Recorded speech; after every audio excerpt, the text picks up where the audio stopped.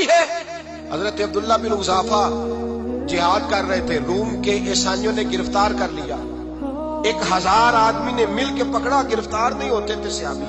1000 आदमी ने घेरा डाला, गिरफ्तार करके ले गए। और जब बादशाह के सामने गए तो वजीर कहने लगा, बादशाह बंदा बड़े काम का है, अगर हमारे काबू आ गया तो फायदा देगा। सहाबी हैं हजरत अब्दुल्ला बिन हुज़ाफा, हजरत फारूक आजम का जमाना है, अगर काबू आ गया तो फायदा देगा। बादशाह कहने लगा, क्यों, क्या खूबी है? कहने लगे, हम 1000 आदमी थे, ये अकेला काबू नहीं आ रहा, 1000 आदमी थे, अगर हमारी फौज में शामिल हो गया तो बहुत बड़ा जर्नैल मिलेगा। बादशाह कहने लगा, कोई मसला नहीं, 2-3 चीजें होती हैं बंदे को खरीदने के लिए, खरीद लेते हैं। बादशाह कहने लगा, अब्दुल्ला जितनी दौलत तुझे चाहिए मैं तुझे दे देता हूं, मेरे लश्कर में आ जा, माज़अल्लाह इस्लाम छोड़ दे। हजरत अब्दुल्ला बिन हुज़ाफा क्या फरमाते हैं, बड़ा तू बेवकूफ है, मैंने दौलत कमानी होती तो मदीने में बैठ के तजारत करता, मैं दौलत कमाने नहीं निकला, मैं तो रसूलुल्लाह की रजा कमाने के लिए निकला हुआ हूं। दौलत कमानी होती तो किसी मार्केट में होता, मैदान में आना था। शहादत है मतलूब मकसूद मोमिन, न माले गनीमत न किश्वर कुशाई। ये दौलत तो लौंडी है रसूलुल्लाह के दरवाजे की, ये तो पीछे पीछे फिरती है नबी पाक के गुलामों की। ये कमानी होती तो मैं किसी मार्केट में होता, मैदान में थोड़ा होता। अब्दुल्ला बिन हुज़ाफा से एक दूसरी चाल चली, कहने लगे, मियाँ ओदा जो तुझे चाहिए, मैं बादशाह हूं, मेरे नीचे जो ओदा तू कहेगा वो तुझे मिल जाएगा। हजरत अब्दुल्ला बिन हुज़ाफा कहने लगे, शायद तुझे पता नहीं मेरी तारीफ क्या है, शायद तू जानता नहीं मेरी तारीफ क्या है। कहा, साहब की क्या तारीफ है?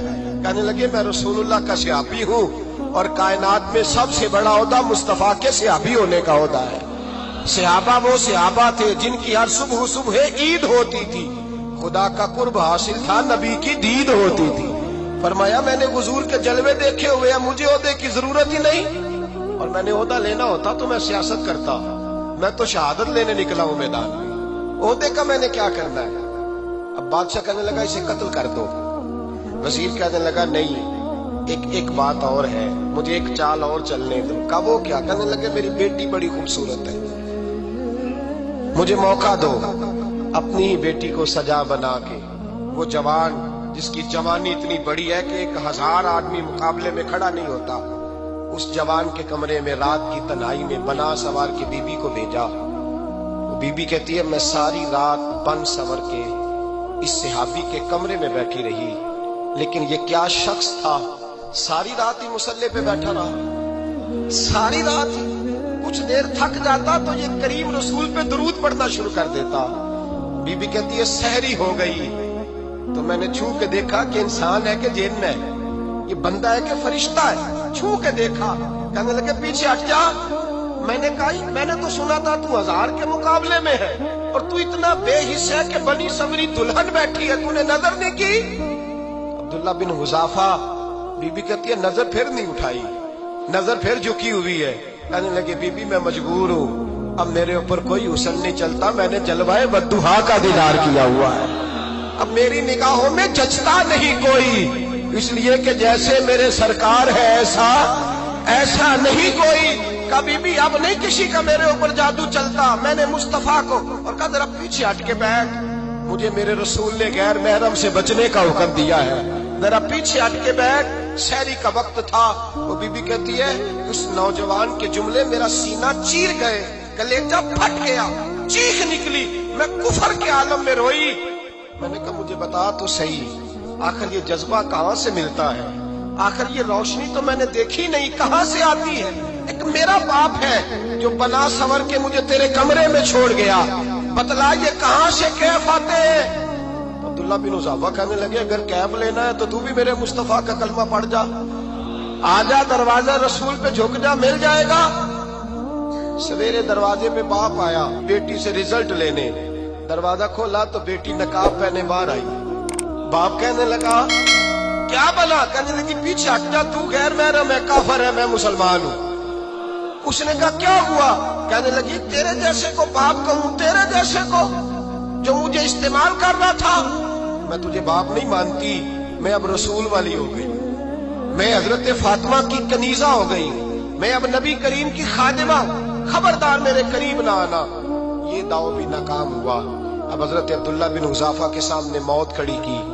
एक کڑا میں تیل گرم کیا، کہنے لگے تجھے اس میں جلایا جائے گا۔ حضرت عبداللہ بن حذافہ رضی اللہ تعالیٰ عنہ جب جلنے کے قریب ہوئے تو رونے لگے۔ روم کا بادشاہ کہنے لگا شاید ڈر گیا ہے، کہنے لگے اب سمجھ آئی ہے، اب تجھے پتا چلا ہے، چلا آ جا۔ حضرت عبداللہ بن حذافہ کہنے لگے تو کافر ہے، تیری کافروں والی سوچ ہے، اس لیے نہیں رویا کہ موت سے ڈر گیا ہوں، میں تو اس لیے رویا ہوں کہ ایک جان ہے وہ نبی پاک پہ قربان ہو رہی ہے، کاش رب مجھے 1000 جان دیتا، میں ساری مصطفیٰ پہ قربان کر دیتا۔ فاضل بریلوی فرماتے ہیں کروں تیرے نام پہ جاں فدا، نہ بس ایک جاں 2 جہاں فدا، اور میرا 2 جہاں سے بھی نہیں جی بھرا، میں کروں کیا کہ کروڑوں جہاں نہیں۔ میاں صاحب فرماتے ہو کچا رنگ للاری والا جیڑا چڑھدا لیندا رہندا، عشق تیرے دا رنگ محمد چڑھ جائے پھر نہیں لیندا، عشق تیرے دا رنگ محمد چڑھ جائے پھر یہ نہیں لیندا۔ میرے بھائی وہ روم کا بادشاہ کہنے لگا دنیا میں نے بھی بڑی دیکھی ہے، پر جیسے پاک صاف مصطفیٰ کے غلام دیکھے ایسا میں نے کوئی نہیں دیکھا۔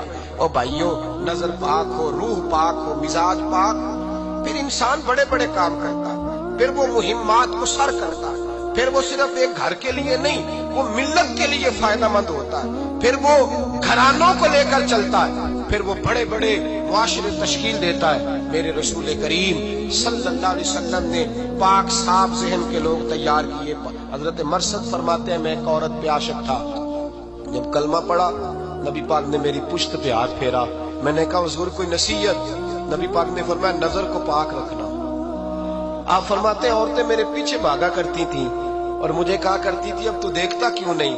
تو میں نے کہا پتا مجھے بھی نہیں، مصطفیٰ کی ایک نظر ہوئی ہے رب نے سارے محل کو چہل دور فرما دیے، سارا کچھ ہی بدل دیا۔ ملت کے جوانوں یاد رکھو اس بات کو، یہ پاکیزگی، یہ نظر، یہ پاکیزگی، یہ مزاج، یہ انسان سے بڑے کام کرا لیتی ہے، اور اگر تیری نظر ناپاک رہتی ہے پھر تو کچھ نہیں کر سکتا، پھر تیری زندگی ایک ایسے قید خانے میں قید ہو گئی ہے جو تجھے 2 قدم بھی نہیں چلنے دے گی۔ سب سے پہلے مزاج، اس طرح کے مزید بیانات سننے کے لیے ہمارا یوٹیوب چینل رضوی میں کھانا لائن ویڈیو سبسکرائب کریں اور بیل آئیکن پریس کریں۔ دوسرا درس یہ ہے میرے بھائی، ظلم اور زیادتی سے بچیں، پاک صاف رہ کے وقت شروع کریں، اور کسی جگہ بھی کوئی زیادتی، کوئی ظلم، میرے نبی کریم صلی اللہ علیہ وسلم کے مزاج کو اگر آپ دیکھیں گے نا، ہمارے معاشرے میں آج سب سے زیادہ زیادتی پتہ کون سی ہوتی ہے؟ لوگ عزتیں پامال کرتے ہیں، بدگمانیاں کرتے ہیں۔ ابو جہل یہ کام کرتا تھا کہ وہ نبی پاک صلی اللہ علیہ وسلم پر، صحابہ پر معاذ اللہ شخصی اعتراضات کرتا تھا، شخصی۔ عزیزو، جب آدمی کا کسی سے اختلاف ہوتا ہے نا، یا کسی کو پسند نہیں کرتا یا کسی کو ریجیکٹ کرنا چاہتا ہے تو شخصی اعتراضات کرتا ہے، نیچے اترتا ہے، کمزور بات کرتا ہے، چھوٹی بات کرتا ہے۔ اور ہمارے زمانے میں تو یہ کام حسد کی وجہ سے ہوتا ہے، بڑے بڑے جماعتیں ٹوٹ جاتی ہیں، ملتوں کا شرازہ بکھر جاتا ہے، لیکن لوگ اپنی اس حرکت سے باز نہیں آتے، ساری زندگی ذاتی اور نجی اعتراضات کرتے رہے۔ ابو جہل کے اندر ہزاروں عیب پائے جاتے تھے، شرابی بھی تھا، بدکار بھی تھا، بے حیا بھی تھا، ظالم بھی تھا۔ میرے نبی پاک صلی اللہ علیہ وسلم نے اسے دین کا پیغام دیا ہے، لیکن تاریخ کی کسی کتاب میں آپ کو یہ نہیں ملے گا کہ حضور نے کبھی اس کی شخصیت پر اعتراض کیا ہو۔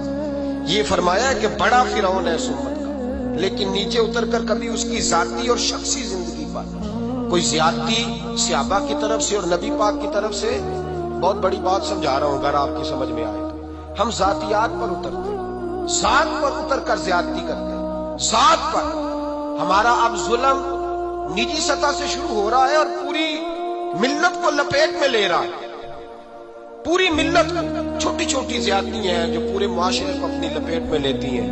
میرے نبی کریم علیہ السلام نے جو دین ہمیں دیا ہے وہ خیر خواہی کا مذہب ہے، وہ بھلا کرنے کا مذہب ہے، وہ کام آنے کا مذہب ہے، وہ ظلم سے بچنے کا مذہب ہے۔ میرے نبی پاک نے فرمایا ظلم سے بچ جانا، قیامت کے اندھیروں میں جو بڑا اندھیرا ہوگا وہ ظلم ہوگا۔ اصلاح معاشرہ کانفرنس کا پہلا سبق میں نے عرض کیا کہ نظر کو، ذہن کو، سوچ کو پاک رکھیں، اور دوسرا زندگی میں کبھی زیادتی نہ کریں، کبھی بھی اپنے مخالف پر بھی کبھی شخصی، ذاتی اور نجی اعتراضات نہ کریں۔ یہ انسان کے اندر کا ظلم ہوتا ہے، ہمارے گھروں کے اندر سے ظلم جنم دینے لگا ہے۔ روز بہو پہ تیل چھڑکا جاتا ہے، روز کسی نہ کسی شہر سے، اپنے ہی گھر سے، اپنے ہی چراغ کو بند کرنے کی خبر نکلتی ہے۔ سڑکوں پہ، چوکوں پہ، چوراہوں میں غریب مسلے جاتے ہیں، جس کے ہاتھ جہاں تک پہنچتے ہیں وہ وہاں تک معاذ اللہ زیادتی کر گزرتا ہے۔ اگر قوم ظلم سے بچنے لگے، زیادتی سے بچنے لگے، تکلیف دینے سے بچنے لگے تو معاشرہ سنور جائے گا۔ میرے رسول کریم علیہ السلام نے اپنے غلاموں سے پوچھا تھا، بتاؤ مفلس کون ہوتا ہے؟ کون ہے جس کے پاس کچھ نہیں ہوتا؟ صحابہ نے کہا یا رسول اللہ جس کے پاس پیسے نہ ہو۔ بخاری مسلم متفق علیہ حدیث ہے۔ نبی کریم نے فرمایا نا بھائی، مفلس تو وہ ہوگا جو قیامت کے دن احد پہاڑ کے برابر نیکیاں لے کے آئے گا۔ یا رسول اللہ اتنی نیکیاں پھر بھی مفلس ہے، پھر بھی غریب ہے؟ تو نبی پاک نے فرمایا نیکیاں پہاڑ کے برابر ہیں، پر اس نے چغلیاں بڑی کی ہیں، غیبتیں بڑی کی ہیں، مذاق بڑے اڑائے، اس نے لوگوں پر پھپتیاں بڑی کسی، تان و تشنی بڑے کیے، ظلم بڑے کیے، گالی بڑی، لوگوں کے بارے میں بری باتیں کی۔ اب رب کریم نے وہ ساری نیکیاں لوگوں میں بانٹ دی، یہ مفلس ہو گیا، غریب ہو گیا۔ زیادتی نہیں کرے، ظلم نہ کرے، اپنی نجی زندگی سے لے کر گھر کے اندر سے لے کر اجتماعی زندگی تک زیادتی سے بچیں۔ میرے نبی کریم علیہ السلام نے اپنے غلاموں کو یہ درس دیا ہے، دیکھنا کبھی زیادتی نہ ہونے پائے، دیکھنا کہیں ظلم نہ ہونے پائے، دیکھنا کسی شخص کو تمہارے قول فعل سے، تمہارے مزاج سے تکلیف نہ پہنچے۔ میرے بھائیوں، حضرت وہب ابن منبہ علیہ رحمہ فرماتے ہیں کہ بنی اسرائیل کے اندر ایک بادشاہ محل بنانے جا رہا تھا۔ محل آج بھی جس آدمی کی سوسائٹی کے اندر 2-4 کلے، 2-4 ایکڑ کسی غریب کے آ جائیں، وہ یا تو اسے دھمکاتا ہے یا بلیک میل کرتا ہے، کچھ نہ ہو سکے تو پھر قتل ہی کرا دیتا ہے معاذ اللہ۔ اور یہ خبریں عام ہمیں سننے، پڑھنے اور دیکھنے کو ملتی ہیں۔ بادشاہ محل بنانے جا رہا تھا، ایک غریب بی بی رہتی تھی، اس کی جھونپڑی بادشاہ کے محل کے نقشے میں آتی تھی۔ بادشاہ نے کہا بی بی منہ مانگی قیمت لے لو، خالی کر دو یہ مکان۔ بزرگوں کو اپنے جھونپڑیوں سے بڑی دلچسپی ہوتی ہے، بچے سوسائٹیوں میں چلے جاتے ہیں، ابا جی کہتے ہیں مجھے گاؤں میں رہنے دیں، میرا یہی دل لگتا ہے، مجھے اس گھر سے دلچسپی ہو گئی۔ اماں کہنے لگی بادشاہ میں یہاں بیاہ کے آئی تھی، خامد انتقال کر گیا، اولاد اللہ نے دی نہیں، میں پکا ہوا پھل ہوں، گر جاؤں گی تو تیرا ہی ہے، لیکن مجھے اس آشیانے میں رہنے دے، یہ گھونسلہ میں نے تنکا کر کے بنایا ہے، مجھے رہنے دے، نہ مجھے نکال۔ کہنے لگا میرا نقشہ خراب ہوتا ہے۔ بی بی سارا دن مکان میں بیٹھی رہتی کہ میری جھونپڑی ٹوٹ نہ جائے، ظالم کی نظر میں آ گئی ہے کہیں میرا یہ آرزوؤں کا محل چکنا چور نہ ہو جائے، سارا دن ڈیوٹی کرتی۔ بادشاہ نے بھی 2-4 سپاہی کھڑے کر دیے، جب گھر سے نکلے تو بلڈوز کر دینا، مکان کو گرا دے۔ وہ خاتون کتنی دن بندہ بیٹھ سکتا ہے؟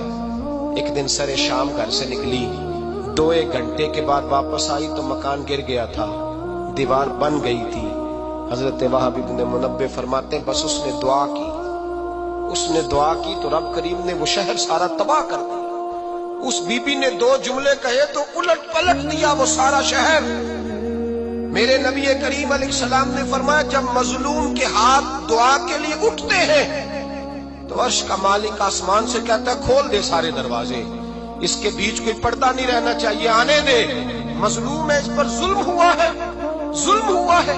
لوگ کہتے ہیں میں بے چین رہتا ہوں صاحب، مولانا صاحب، پیر صاحب، وہ گھر کے کونے سے چیخنے کی آواز آتی ہے، کوئی دم مل جائے، کوئی تعویذ ہو جائے، کچھ ایسا ہو جائے کہ بچت ہو جائے، کوئی ایسی پھونک لگ جائے کہ آرام آ جائے۔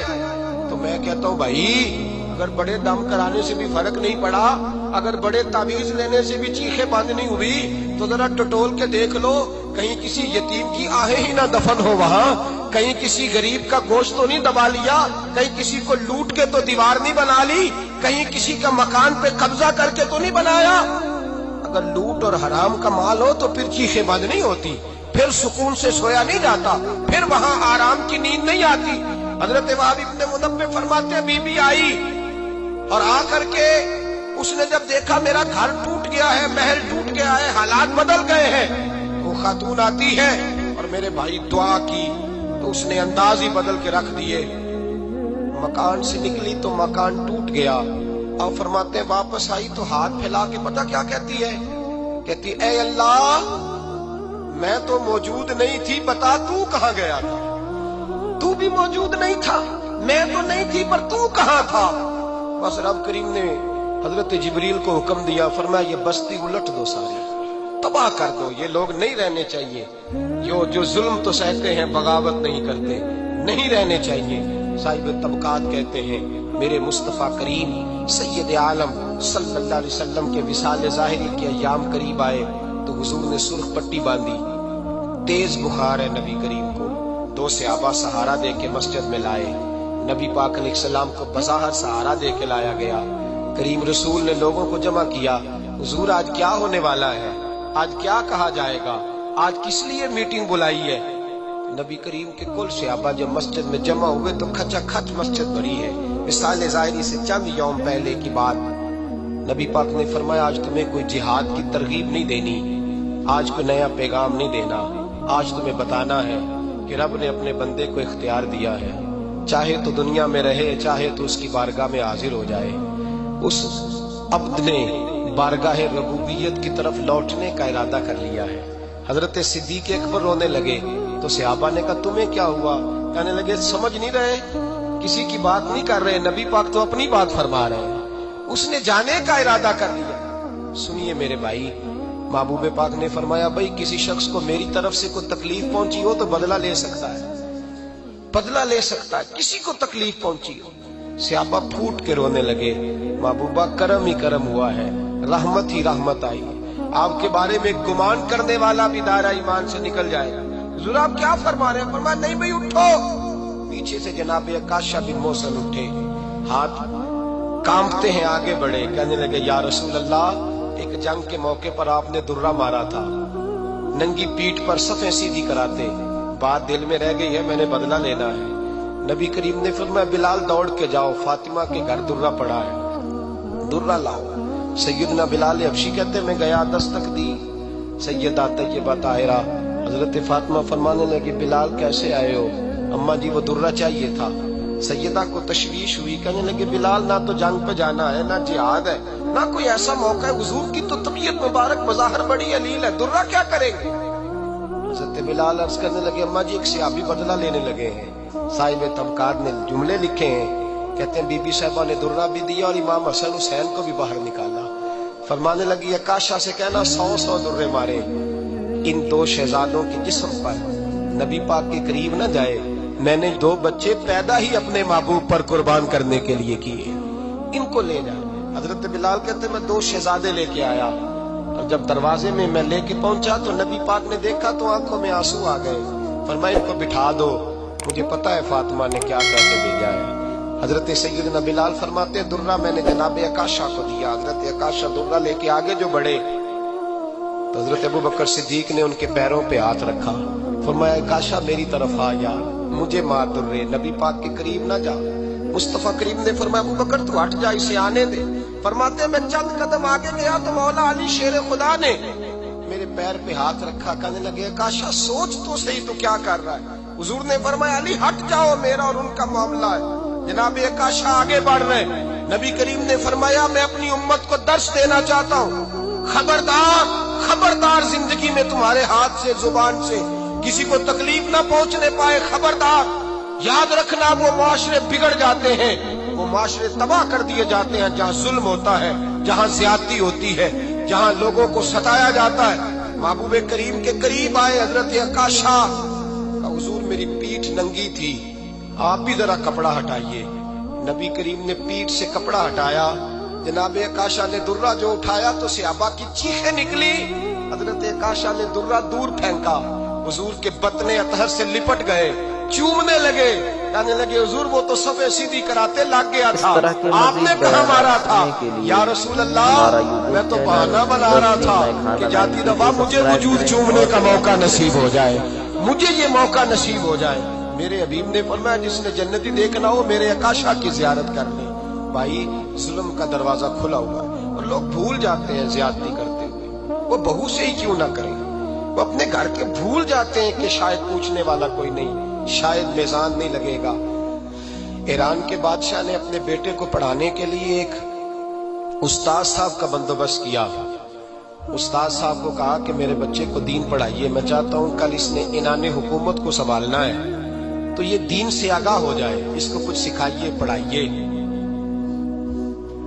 बहुत नेक बुजुर्ग, बड़े दरवेश आलिम पढ़ाने लगे। असबाक मुकम्मल हो गए, दीन के असबाक कुरान मजीद पढ़ाया, अहादीस तय्यबा का दर्स दिया, उसूल फिक़ह से रूशनास कराया।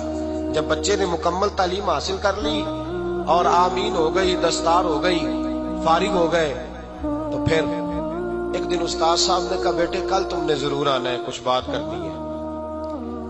शहजादा गया मिलने उस्ताद साहब से। उस्ताद साहब ने कुंडी लगा ली, हाथ में दुर्रा पकड़ लिया, मार मार के पूरे वजूद को जख्मी कर दिया।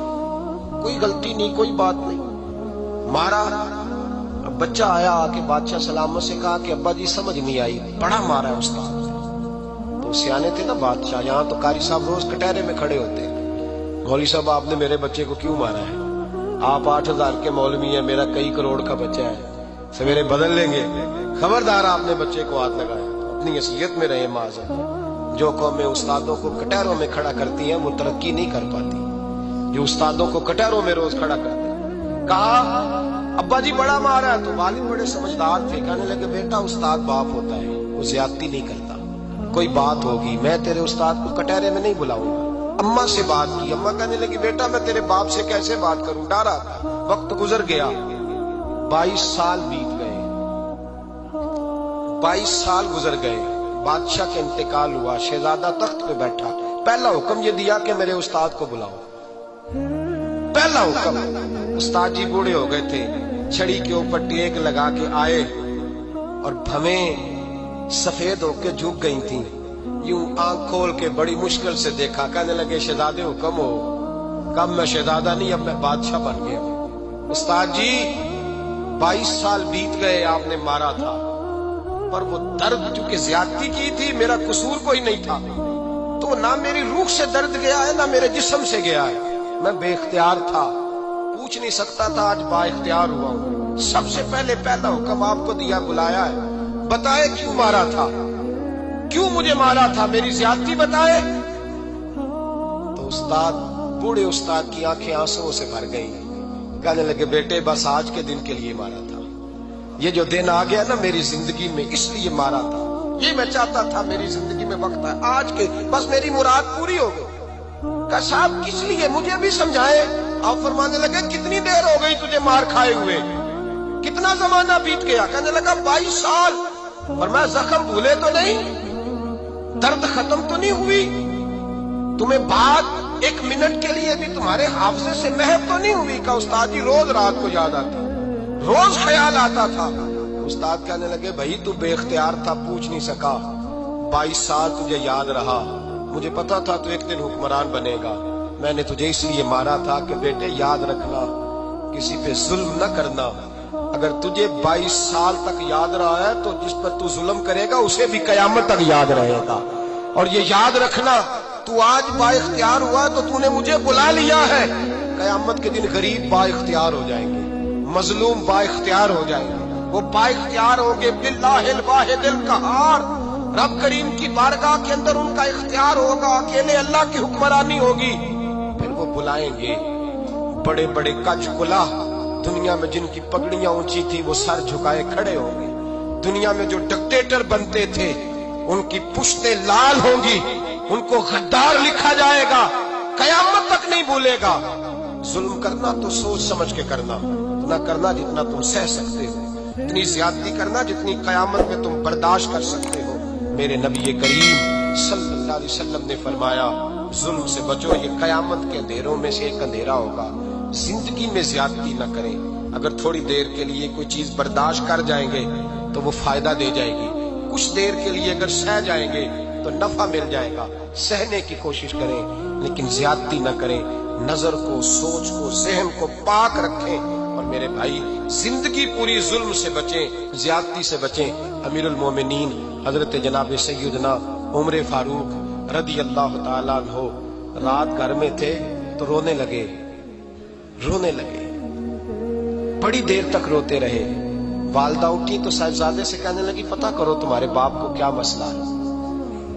शहजादे आए, कहने लगे अमीरुल मोमिनीन वालिद गिरामी क्या हुआ? तो हजरत उमर फारूक कहने लगे बेटा अपनी अम्मा को बुलाओ। वालदा आ गई, क्या बात है, कुछ तबीयत खराब है तो हकीम का बंदोबस्त किया जाए। तो हजरत उमर कहने लगे कुछ भी नहीं, آج مسجد سے نکلا ہوں تو نبی پاک کے صحابہ میری تعریفیں کر رہے تھے.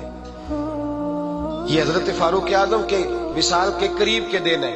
تعریف تو حضرت یہ رونے کی بات ہے کہ خوش ہونے کی؟ آپ فرمانے لگے نہیں، سوچتا ہوں باہر تو میں اچھا رہا ہوں، پتہ نہیں گھر میں ہی کوئی زیادتی نہ ہو گئی ہو، پتہ نہیں تمہارے ساتھ بھی میرے معاملات ٹھیک تھے کہ نہیں. صحابہ تو تعریف کرتے